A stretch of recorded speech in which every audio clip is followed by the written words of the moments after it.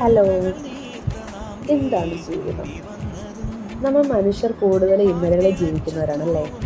കഴിഞ്ഞ കാര്യം മാത്രം ആലോചിച്ച് സമയം കളയുന്നവർ. അവർ ഇന്നത്തേക്ക് എന്താ ജീവിക്കാൻ മറന്നു പോവുകയും ചെയ്യുന്നു. അല്ലെങ്കിൽ വിരഹങ്ങളും കുറ്റബോധവും വേദനയും മാത്രം ഓർത്ത് ജീവിക്കുന്നവർ. 100-ൽ പകുതി കുറച്ച് പേര് മാത്രമാണ് ഇന്നത്തേക്ക് ജീവിക്കുന്നവർ. അതുകൊണ്ടാണ് പലരും ചിരിക്കാൻ മറന്നു പോകുന്നത്. നിങ്ങൾ കുട്ടികളെ ശ്രദ്ധിച്ചിട്ടുണ്ടോ? കുട്ടികൾ എങ്ങനെയാണ്? ചെറിയ ചെറിയ കാര്യങ്ങളിൽ അവർ സന്തോഷിക്കുന്നു. എന്തുകൊണ്ടാണ് അവരങ്ങനെ? അവർക്കെന്താ ഓർമ്മകളിലെ ഭാരം ഇല്ലാത്തത് കൊണ്ടാണ് അവരെന്താ ചെറിയ ചെറിയ കാര്യങ്ങളിൽ പോലും സന്തോഷം കണ്ടെത്തുന്നത്. നമ്മൾ മനുഷ്യരങ്ങനെയാണോ? അല്ല. നമ്മുടെ മനുഷ്യരുടെ ജീവിതം നീർക്കുമ്പള പോലെയാണെന്ന് പറയുന്നത് കേട്ടിട്ടില്ലേ? നമ്മൾ വിഷമം വരുമ്പോഴും കുറ്റബോധം വരുമ്പോഴും എല്ലാം നമ്മൾ നമുക്ക് വേണ്ടി ജീവിക്കാൻ മറന്നു പോവുകയാണ്. നിങ്ങൾ കണ്ടിട്ടുണ്ടോ? നമ്മൾ നമ്മളെ മാത്രം ശ്രദ്ധ കേന്ദ്രീകരിച്ച് പോകുമ്പോഴാണ് നമുക്ക് ഇങ്ങനെയൊക്കെയുള്ള കാര്യങ്ങൾ ഓർത്തോർത്ത് വിഷമിക്കേണ്ടി വരുന്നത്. നിങ്ങൾ ഓർത്ത് നോക്കുക, അല്ലെങ്കിൽ നിങ്ങൾ ചിന്തിച്ച് നോക്കിയേ. നിങ്ങൾ ചുറ്റുമുള്ളവരെ ഒന്ന് ശ്രദ്ധിച്ചിട്ടുണ്ടോ? നമ്മൾ ചുറ്റുമുള്ള മനുഷ്യരെ ഒന്ന് നോക്കിക്കുക. അവരുടെ ജീവിതം ചിലപ്പോൾ നമ്മുടെ അവസ്ഥയെക്കാളും മോശമായിരിക്കും.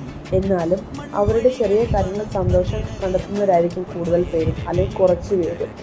ചിലർക്ക് വലിയ വീടും ഉണ്ടാകും, ചിലർക്ക് ചെറിയ വീടുണ്ടാകും. നമ്മുടെ മനസ്സിന് നല്ലതായി ഇരുന്നാലും ഏത് വീടാണെങ്കിലും അത് സ്വർഗമാക്കുന്നത് നമ്മുടെ മനസ്സ് നല്ലതാണെങ്കിൽ മാത്രമാണ്.